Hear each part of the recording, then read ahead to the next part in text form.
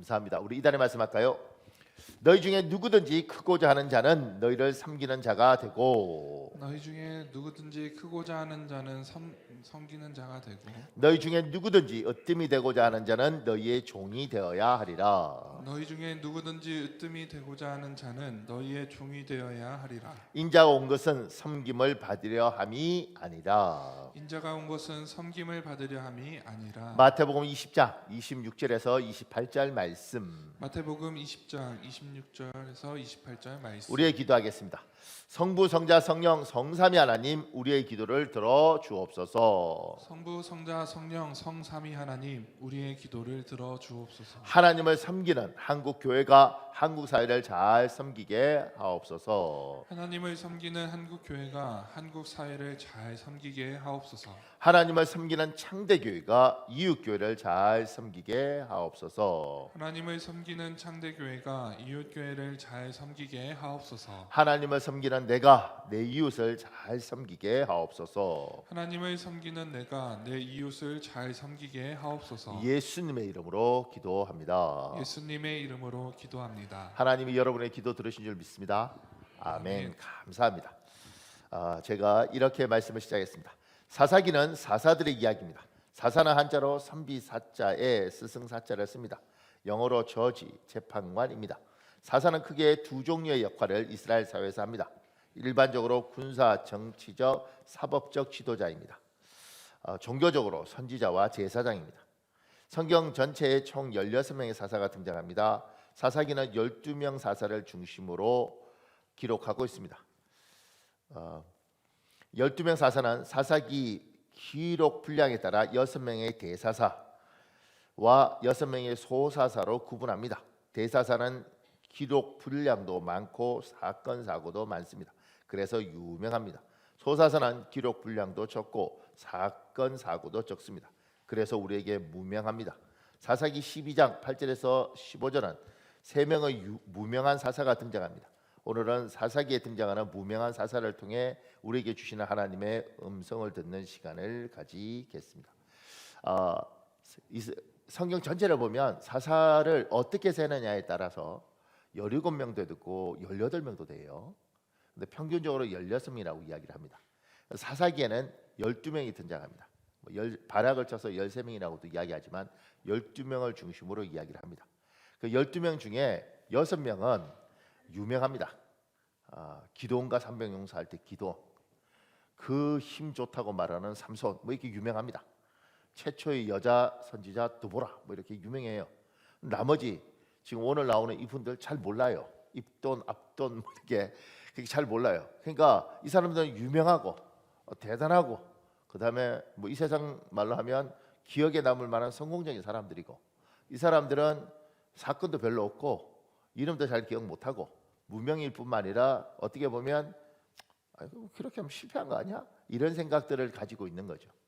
저는 오늘 이 무명의 사사에서 한 사람 한 사람에 대한 설명을 하려고 하는 게 아니고, 또 많은 목사님들이 막 계속 고민하고 묵상하면서 설명을 해요. 근데 그런 것보다 무명한 사사, 그 사람들은 가치가 있는가? 유명한 사사, 그게 꼭 맞는 건가? 이런 질문을 지금 이제 해보려고 하는 거예요. 보세요. 그 밑에요. 작은 1번에요. 만약 내가 사사가 된다면 나는 유명한 사사가 되고 싶은가? 무명한 사사가 되고 싶은가? 하나님 여러분을 사사로 지명한다면 이스라엘의 정치적, 종교적, 사법적 리더, 지도자, 선지자, 제사장 이런 걸로 임명한다면 여러분 유명하고 싶은가? 무명하고 싶은가? 여러분 가만히 있어도 됩니다. 우리가 저한테 가장 만만한 건 저기 앉아 계시는 김원태 목사님이니까. 목사님은 사사가 된다면 유명한 사사가 되고 싶어요? 아니면 무명한 사사가 되고 싶어요?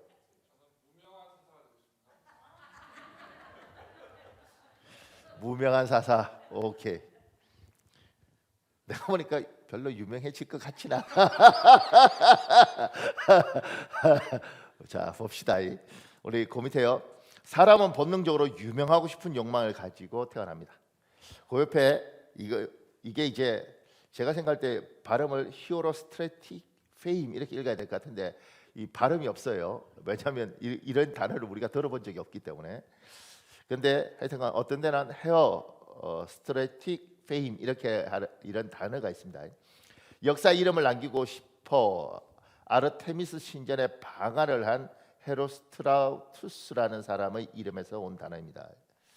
이 헤로스트라투스라는 사람이 살았습니다.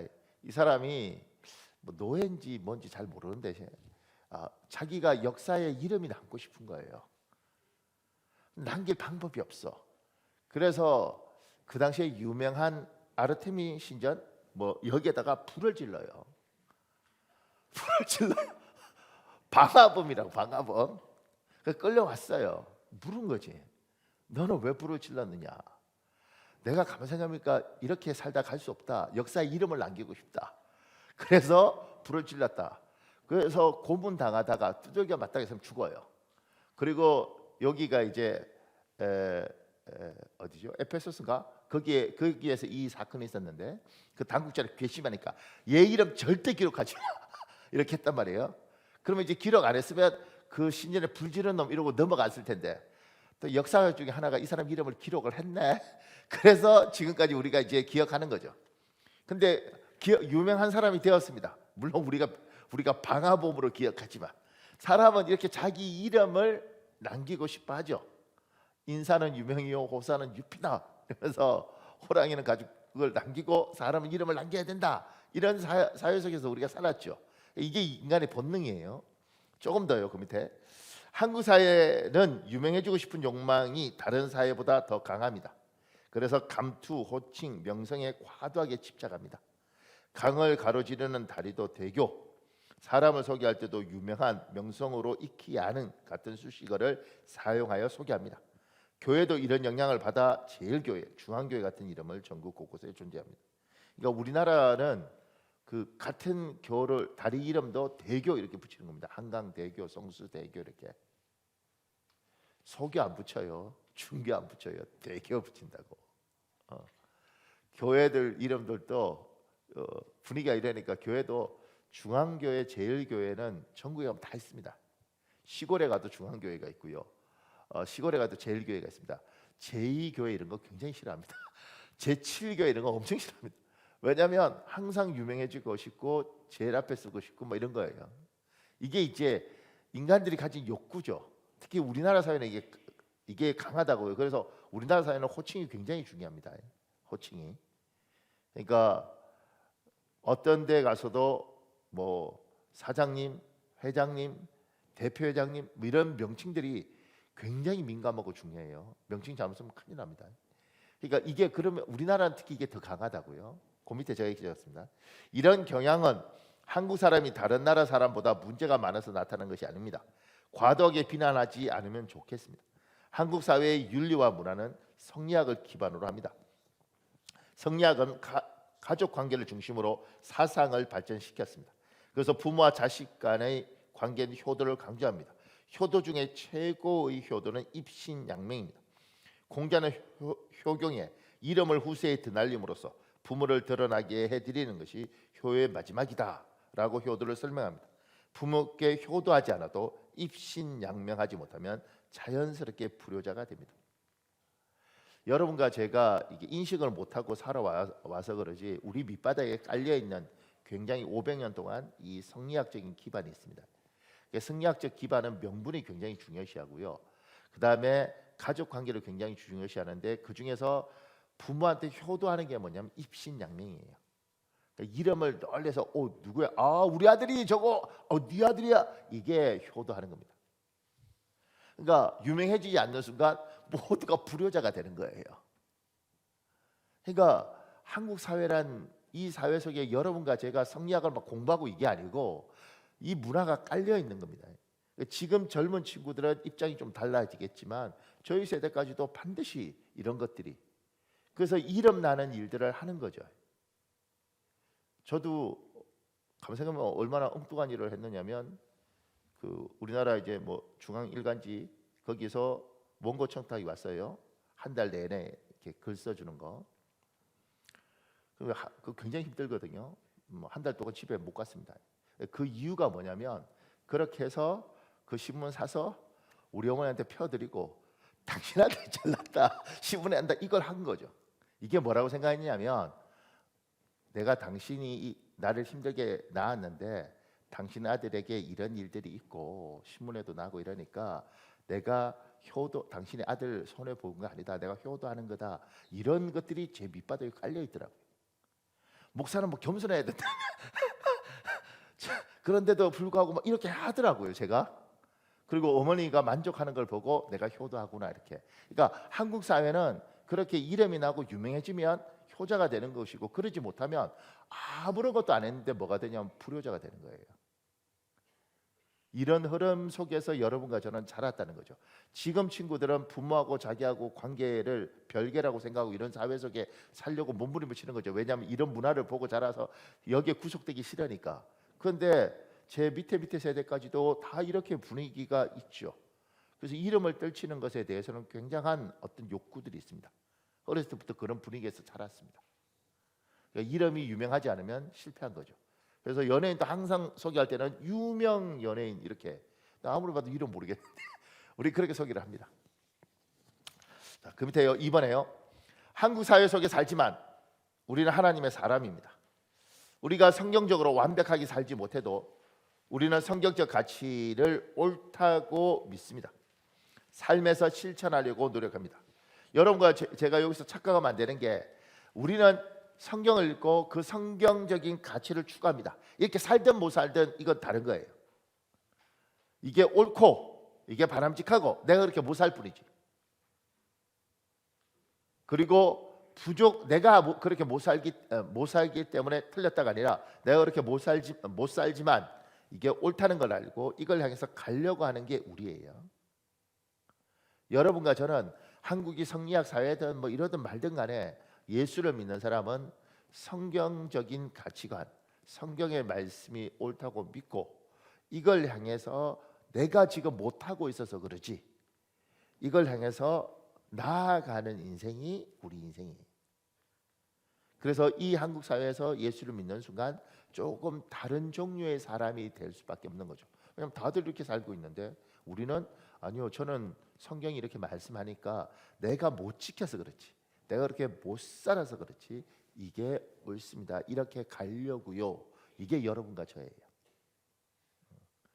이렇게 살지 못한다고 자기를 막 정죄하고 나는 나쁜 사람 이러지 말고, 내가 부족한 건 부족한 것이고 우리가 어디로 가야 되는지 알고 저희는 이렇게 살려고요.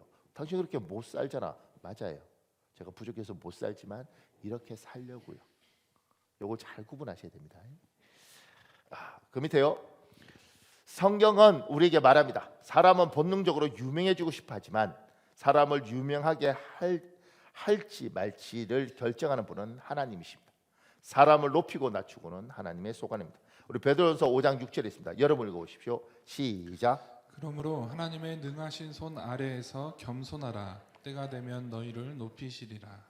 그러니 이 사회는 유명해지기를 원하는데, 얘야 너는 유명하고 안 유명하고 만들어주는 건 하나님이고 넌 그거 쫓지 말라는 거죠.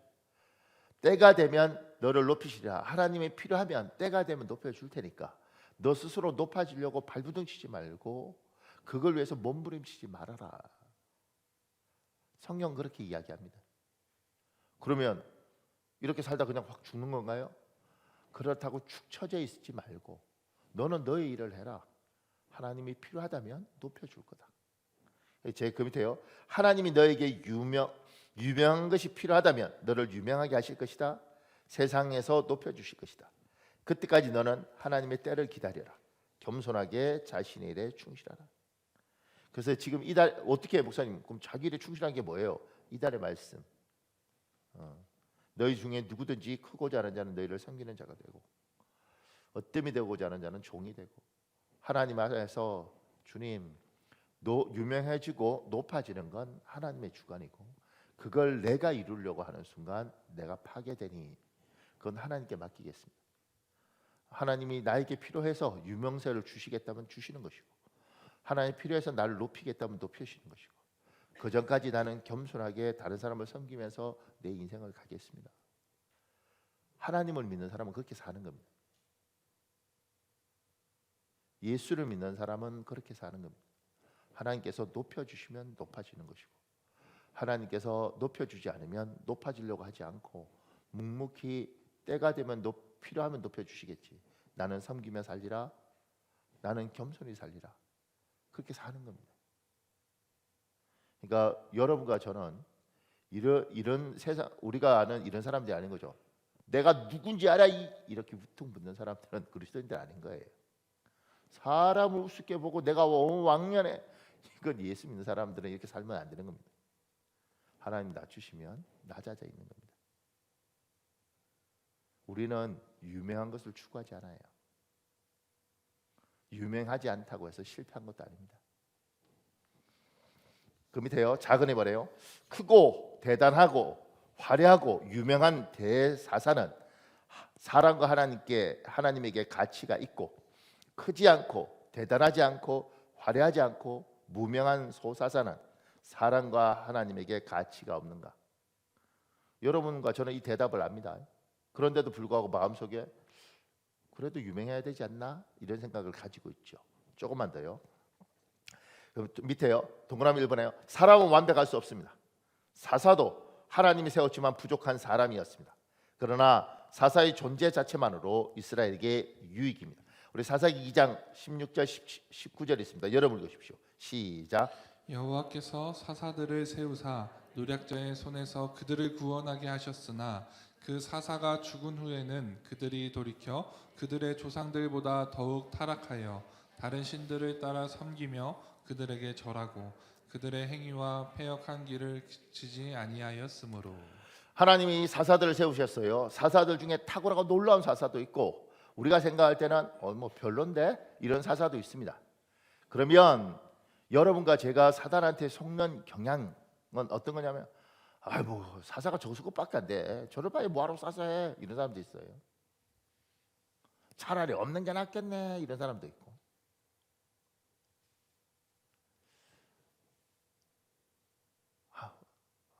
사사들은 완벽하지 않아요. 부족합니다. 그럼에도 불구하고 사사가 있는 것이, 오늘 이스라엘을 하나님 그들을 통해서 구원하잖아요. 사사가 있는 것이 유익하더라. 여러분과 제가 사물을 바라볼 때의 관점이 있는 게 낫는가 없는 게 낫는가? 저럴 바에 차라리 없는 게 나아. 아니요. 저러더라도 있는 게 훨씬 낫습니다. 자, 밑에요. 조금 더 설명할게요. 완벽을 기준으로 작은 유익을 무시하거나 우습게 여기는 것은 성경적이지 않습니다. 작은 유익도 유익입니다. 어떤 분들이 이런 이야기 하잖아요. 아유 이놈의 고물차 이거 차라리 이런 거 없는 게 나아. 아니요. 그 고물차라도 굴러가는 거 있으면 감사해야 됩니다. 야, 이 학고방 같은 집, 아유 내가 진짜 차라리 없는 게 나아. 아니요. 그거 없으면 길바닥에서 주무셔야 됩니다. 학고방 같은 집이든 고물차 같은 차든 없는 것보다는 있는 게 낫습니다. 복 받는 사람은 이런 눈이 열려 있습니다. 그러니까 사사를 볼 때도 무명하든 유명하든 아하 그래도 있는 게 좋은 거구나, 고마운 거구나, 감사한 거구나. 이게 눈에 보여야지 복이 있습니다. 어떤 분들 그래요. 자식 없는 게 나아. 자식 없는 사람들이 갖는 고통을 아십니까? 요새 애기 안 낳잖아요. 그러니까 제가 요새 그 어떤 분한테 좀 놀라운 이야기 들었습니다. 닭이 너무 추울 때는 알을 낳지 않는답니다. 제가 그 이야기 들으면서 사람이 닭이구나. 애를 안 낳아. 너무 힘드니까. 근데요, 애기 갖고 싶어도 못 갖는 사람들이 얼마나 많은 줄 아십니까? 이 대한민국에. 불임 부부들 많이 있습니다. 이런 애, 골치 아파. 없는 거나. 아니죠. 누군가는 그런 애라도 있었으면 좋겠다는 사람이 얼마나 많은지 모릅니다. 사람들은 자기가 얼마나 하나님 주신 것들이 우리가 생각할 때 기준이 100이면 100을 못 맞춰도 단 5%라도 있는 5%라도 유익을 주면 있는 게 훨씬 좋다는 거죠. 이걸 알고 살아가는 사람, 이게 눈에 열려 있는 사람, 그 사람 복 받은 사람이에요. 아우 이 땅 거지 같은 직장 다 때려쳐야지. 아우 심해 이런 거. 그 직장 없는 순간 실업자 되는 겁니다. 그 거지 같은 직장이라도 출근할 수 있을 때 그것이 주는 유익이 있다고요. 그러면 고마워해야지, 감사해야지. 그러니까 예수 믿는 사람이 세상 사람들한테 휩쓸려서 우리도 모르게 그렇게 말하고 우리도 모르게 그렇게 행동하고 저도 똑같이 막 그렇게 살아요. 근데 하나님 볼 때 안 예쁘더라는 거지. 사사들 중에요 잘난 사람도 있고 못난 사람도 있어요. 유명한 사람도 있고 무명한 사람도 있어요. 그럼에도 불구하고 이들이 있는 것이 없는 것보다는 훨씬 낫더라. 우리가 이들에 대해서 굉장히 높은 사사 정도 되면 기도원 좀 돼야 되잖아. 그래도 사사쯤 되면 그래도 입다나 뭐 이런 수준쯤 돼야 되잖아. 이러니까 삼가리 아닌 사람들 별로 볼 일 없어 보이고 앞돈이 아닌 사람들 별 볼 일 없어 보이죠. 그럼에도 불구하고 없는 것보다 있는 것이 훨씬 낫다. 그 눈이 열려서 보면 하나님이 나에게 참 좋은 걸 줬죠. 이만큼 하면 좋은데 요것밖에 안 되지만 이거라도 참 고맙다. 그게 눈에 열려 있으면 인생이 풍성해집니다. 목사가 돼서 하나님이 저에게 주신 큰 축복 중에 하나가 젊은 날 아주 똑똑하고 샤프했던 날 성경을 보는 눈, 그때는 그래도 은혜가 많이 되더라고요. 그때 비판하고 날카롭고 지적하고 막 이랬던 제가 시간이 가면서 하나님께서 참 은혜를 많이 주시니까 그때 젊었을 때 공부하고 그럴 때 안 보이던 게 보여요. 그 중에 지금 이 무명한 사사들도 제대로 사사로서 역할 제대로 했어야지 뭐 이것밖에 못하고 젊은 날 이렇게 가슴이 아팠는데 시간이 지나니 없는 것보다는 있는 게 낫더라. 없는 것보다 있는. 오늘 집에 가서 속 뒤집어놓은 자식을 보는 순간 손을 다 잡으세요. 그리고 입으로 뱉으면 안 되고 속으로 그래도 없는 것보다는 있는 게 낫더라. 뱉는 순간 난리 나는 거예요. 집에 가서 술 먹고 뻗어 있는 남편을 보면서 없는 것보다는 있는 게 낫더라. 이렇게 뱉으면 난리가 나는 것이고 속으로만 저딴 인간 그래도 없는 것보다는 있는 게 낫더라.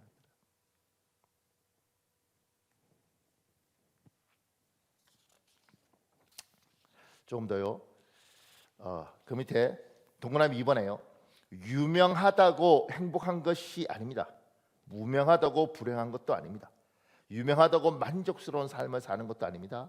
무명하다고 불만족스러운 삶을 사는 것도 아닙니다. 사사 삼손의 경우를 보십시오. 우리 사사기 16장 20절에서 21절에 있습니다. 여러분 읽어보십시오. 시작.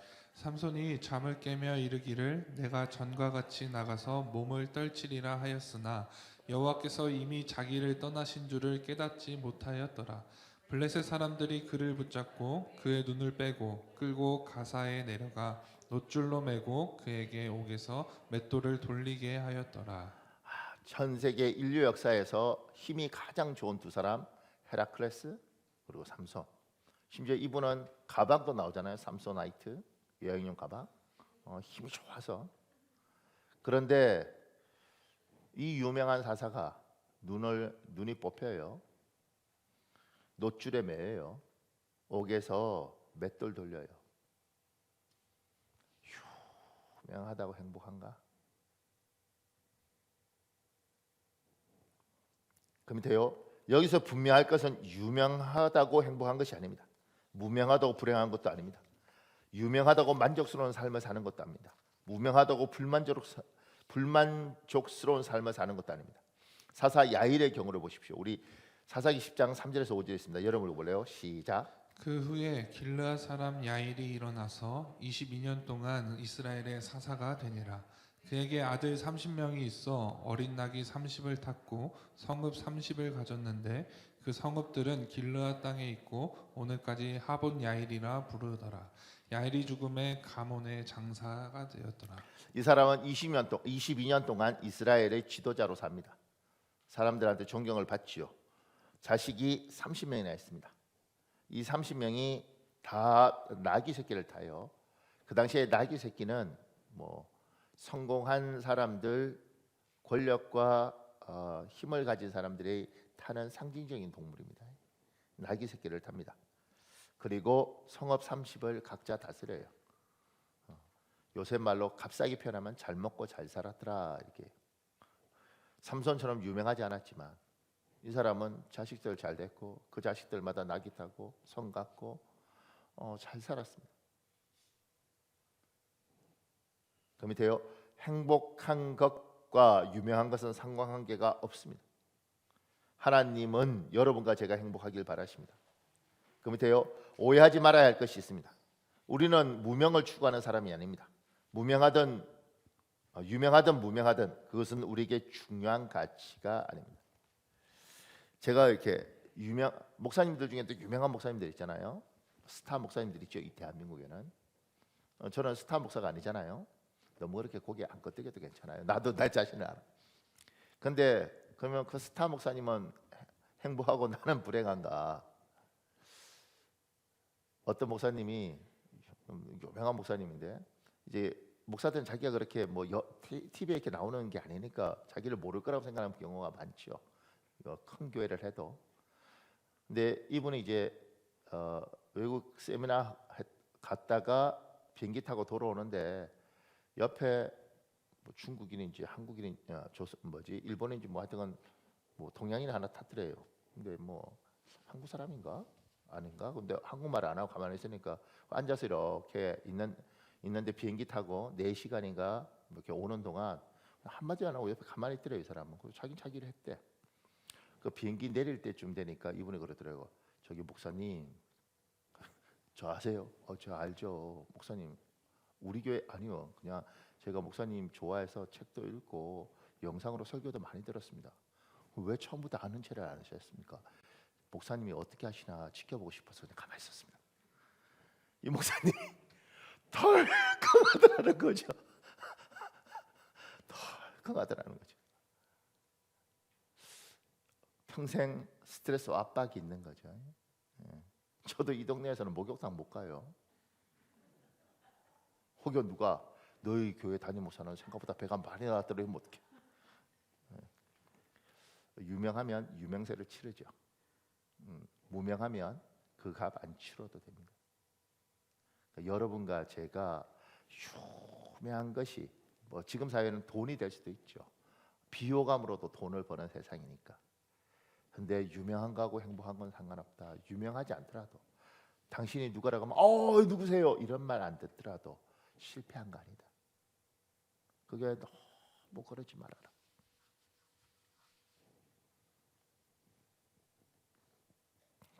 그러면 제가 빌립보서 4장 11절에 12절에 있습니다. 여러분 읽어볼래요? 쉬운 성경 시작. 내 처지가 힘들어서 이렇게 말하는 것은 아닙니다. 나는 내가 가진 것에 만족하고 있으며 어떠한 환경에서도 감사하는 법을 배웠습니다. 가난을 이겨낼 줄도 알고 부유함을 누릴 줄도 압니다. 배부를 때나 배고플 때나 넉넉할 때나 궁핍할 때나 어떤 형편에 처해서도 기뻐하고 즐거워합니다. 사도 바울이 훈련 받는 거죠. 그러면서 유명하든 무명하든 상관없습니다. 나는 어떤 경우에서든 기뻐하고 감사한 게 있습니다. 세상 사람은 유명해야지, 그래야지 기뻐합니다. 그래서 유명한 걸 찾아다녀요. 유명한 대학을 나와야 되는 거죠. 그래야 행복하다고 생각하는 겁니다. 놀라운 건 그 유명한 데 가서 그 뛰어난 사람들하고 부딪히면서 자기가 별것 아닌 걸 아는 순간 굉장히 비참해집니다. 유명한 회사 들어가야 되는 거죠.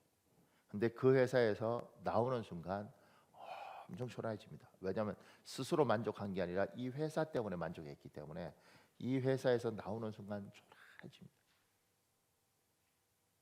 사람은 그렇습니다. 여러분과 저희가 하나님 우리에게 훈련시키는 건 이런 것들 다 좋지. 그런데 얘야 이거 없어도 너는 나를 추구하고 나와 더불어 행복할 수 있다.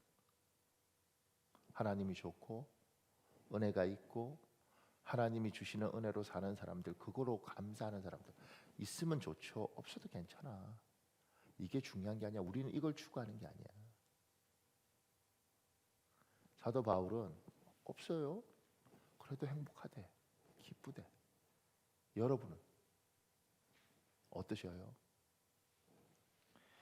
고민돼요. 3번에요.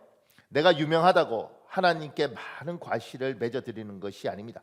내가 무명하다고 하나님께 적은 과실을 맺어 드리는 것도 아닙니다. 사사기 10장 돌라라는 이름을 가진 사사가 나옵니다. 소사사입니다. 그를 통해서도 하나님은 이스라엘을 구원하십니다. 우리 사사기 10장 1절 2절이 있습니다. 여러분 읽어볼래요? 시작. 아비멜렉의 뒤를 이어서 이사갈 사람 도도의 손자 부하의 아들 돌라가 일어나서 이스라엘을 구원하니라. 그가 에브라임 산지 3일에 거주하면서 이스라엘의 사사가 된 지 23년 만에 죽음에 3일에 장사되었더라. 보세요. 23년 동안 이스라엘 다스렸어요. 그 이스라엘을 구원했대. 근데 무슨 일을 한지 모르겠어. 기록이 없어요. 그러니까 유명하지 않죠. 근데 23년 동안 이스라엘에게 유익을 끼쳤고, 그리고 이스라엘을 어려움에서 구했어요. 어떻게 구했는지 뭘 구했는지 모르겠어. 근데 이 사람을 통해서 하나님은 일하셨어요. 우리가 기억 못할 뿐이지, 대단한 일이 없었을 뿐이지, 이를 통해서도 이스라엘은 위로를 받았습니다. 제가요 이번 주 월요일 날 서울 신월동에 갔습니다. 신월동에 간 이유는 뭐냐면 30년, 31년 목회를 하셨습니다. 그리고 은퇴를 하시는 거죠, 이 목사님이. 72에 은퇴를 하는데, 한국 나이로. 이분이 은퇴를 하시는데 제가 이제 몰랐죠. 저는 잘 모르는데 하여튼간 은퇴식에 갔는데 교회가 진짜 조그맣더라고요. 조그맣고, 저 화장실 갔다가 너무 놀랐던 게, 이 좌변기가 아니라 옛날 일본식, 우리 이렇게 뭐 이런 앉는 거 말고 이렇게 쪼그리고 앉는 데 있잖아요. 그런 상가, 아주 낡은 상가에 화장실이 그렇더라고요. 제가 갔다가 이렇게 놀랐어요. 그리고 거기서 하여튼 30년 넘게 목회를 하신 거예요. 31년? 이제 인간적으로 제가 앉아서 30몇 년, 성도는 한 30여 명. 이분은 속으로 처음에는 이분은 30년 동안 뭘 하셨나 이런 생각을 하더라고. 인간적으로 저도 사람이니까 30년 목회했으면 교회를 좀 크게 하든가, 뭐 아니면 뭘 좀 하든가. 참, 뭘까 이게. 내 마음속에 참 인간이 희한해요. 내가 이렇게 설교함에도 불구하고 그런 마음이 쫙 올라오더라고. 그래서 이제 제가 뭐 해야 되는 일도 있고, 그러니까 이제 앉아서 계속 보면서 마음이 참 복잡했습니다. 이렇게 복잡하면서 이게 30몇 년 목회해서 이렇게 조그만 교회에 성도도 한 30몇 명이 은퇴하고 이럴 때 이게 뭘까? 근데 이제 은퇴하면서 이제 뭐 이렇게 은퇴식에 뭐 글도 있고 이러잖아요. 근데 그 권사님 한 분이 읽으면서 막 우는 거예요. 그러면서 이렇게 이야기하더라고요. 우리 목사님이 사회생활 하다가 은혜 받고 목사가 되셔서 30년 동안 132명을 세례를 주셨고요. 딱 이러더라고요. 제가 거기서 무슨 생각을 하냐면, 아무도 몰라요, 그 사람이 누구인지. 나도 잘 모르는데, 같은 소속이 있어도 30년 넘게 무명으로 살았지만 132명에게 세례를 주면 1년에 한 4명 이렇게 세례를 준 거잖아요. 그러니까 그렇게 세례를 주면서 그냥 자기 일을 그렇게 하다가 은퇴를 하는데, 그 중에 그 30여 년 동안 계속 같이 있었던 성도가 있더라고요. 개척 멤버가. 그들이 고마워하고 감사하고 은퇴하는 모습을 보면서 자랑스럽기도 하고 안타까워하는 이 모습을 가만히 앉아보면서, 제가 사람이라는 건 흐름을 보는 거잖아요. 앉아서 이렇게 있으니까 여기가 참 귀하더라고. 근데 은퇴하시잖아요. 30 몇 명. 근데 교회를 아들한테 물려줬어요. 큰 교회를 아들한테 물려주면 대한민국에 돌 던지고 야단이 났을 거예요. 한 30 몇 명밖에 안 되는 그 교회를 물려줬어요. 아들이 한 40 몇인데, 제가 그거 다 확인해야 되니까 이렇게 나중에 보니까 고려대학교 나왔어요. 공대. 부인은 이화여대에서 성악을 했어요. 제가 앉아서 이렇게 무슨 생각 드냐면 저 아버지가 이를테면 이 잘난 두 아들 며느리를 그냥 이 조그만 교회를 물려주면서 어떻게 보면 희생이거든요. 그건 이제 한국에서 막 세습하고 막 비난하는데 엄청난 희생을 하면서 이 젊은이들이 자기 인생을 하나님께 드린 거예요. 그 조그만 교회를 물려받아서. 그러면서 왜 목사가 물려받고 목사가 되냐? 아버지의 삶이 존경스럽고 그 아들이 막 떨리면서 막 울더라고. 제가 거기 앉아서 이렇게 그냥 그 생각했어요. 크고 유명한 목사들만 우리가 생각하고 살았는데 참 작은데 볼 것 없는데 그럼에도 불구하고 여기에 흐르는 은혜, 여기 흐르는 감격이 있더라. 하나님이 저기만 역사하시는가? 여기는 역사하지 않는가? 하나님은 저것만 기억하시겠는가? 여기는 기억하지 않겠는가? 여러분과 저는 천국 가기 전까지는 몰라요. 천국 가보면 알죠. 하나님은 어떻게 하시는지. 그 밑에요. 믿음의 역사에 많은 신실한 그리스도인들이 있습니다. 그 중에 우리는 이름을 기억하는 그리스도인들은 아주 소수입니다. 수없이 많은 신실한 그리스도인들이 돌라처럼 입삼처럼 엘론처럼 무명으로 왔다가 무명으로 사라졌습니다. 그러나 하나님은 무명의 그리스도인들을 통해서도 놀라운 일을 하십니다. 목사님 밑에 그림인데 좀 읽어줄래요? 네. 20세기 초 일본에서 갓 안수를 받은 나가노라는 젊은 목사님이 있었습니다. 그 당시에 일본은 지금도 그렇지만 기독교인이 거의 없으므로 그는 어느 곳에 가서 교회를 개척할 것인가 일본 지도를 펴놓고 기도했습니다.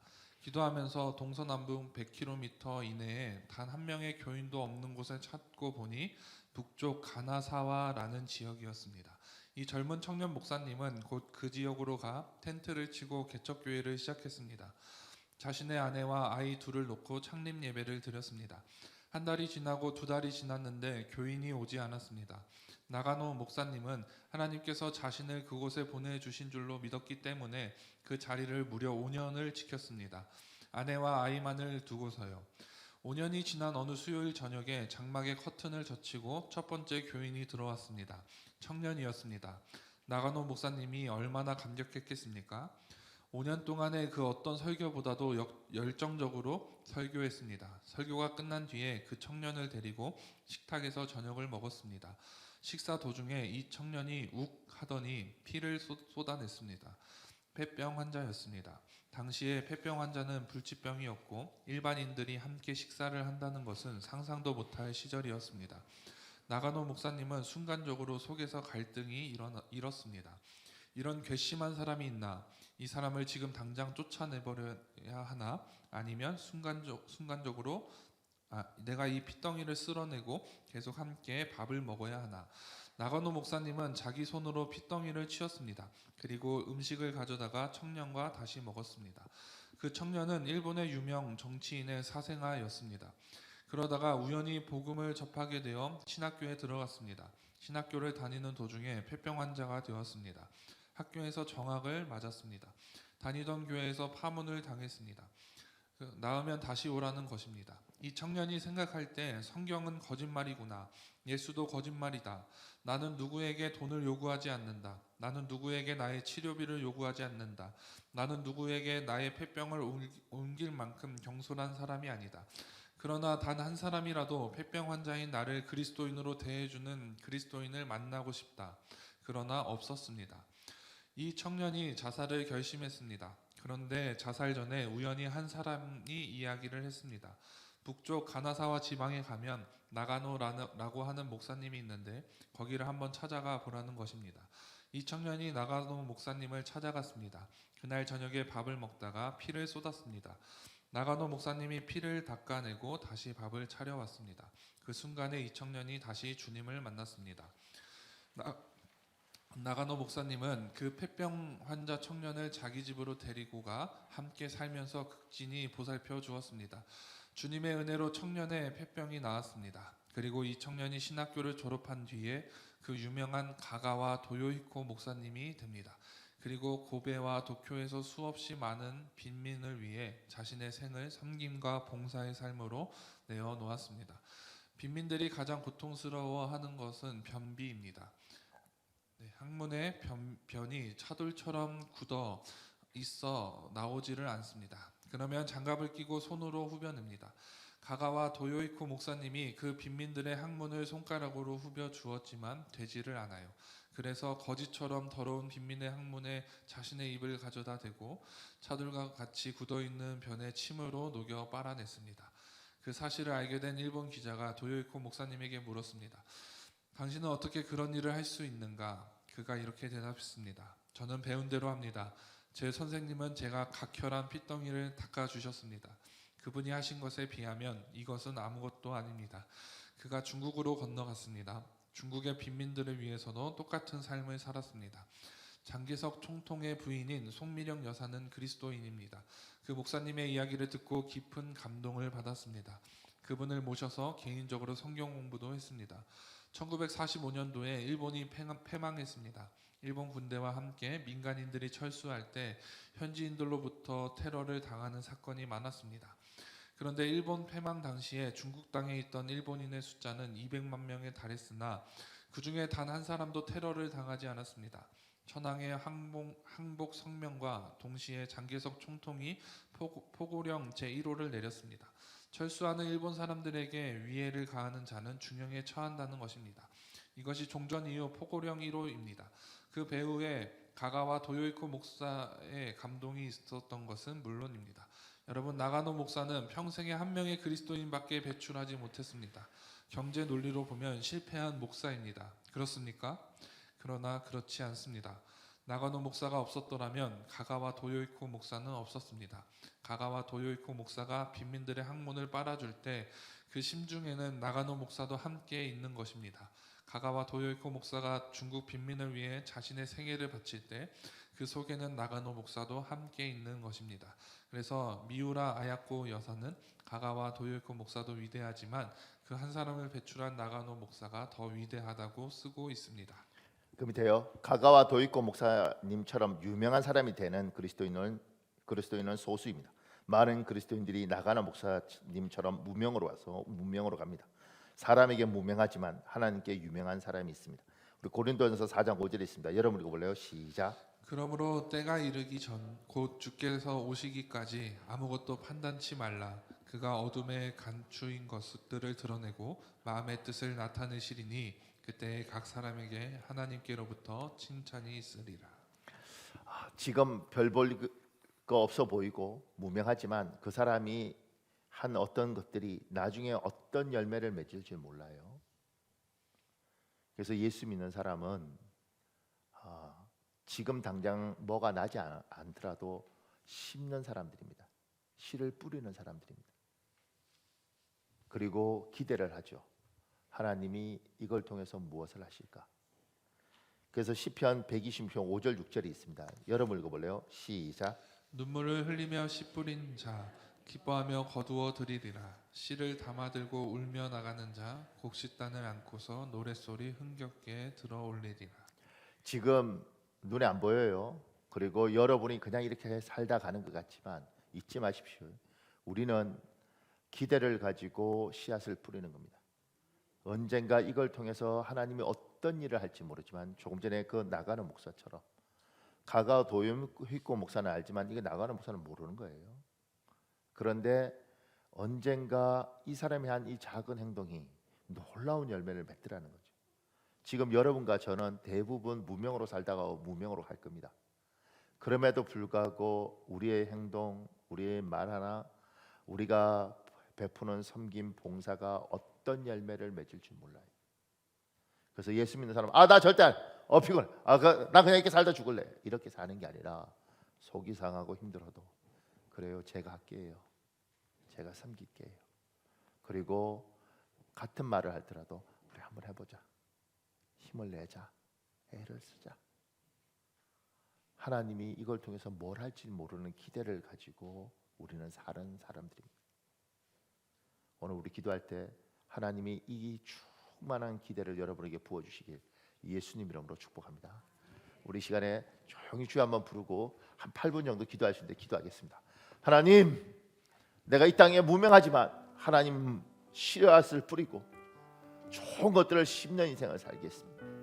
아버지, 좋은 열매 맺게 하여 주옵소서. 이 시간에 주여 한번 간절히 붙잡고 기도하겠습니다. 주여, 아버지, 모든 상황 속에서 아버지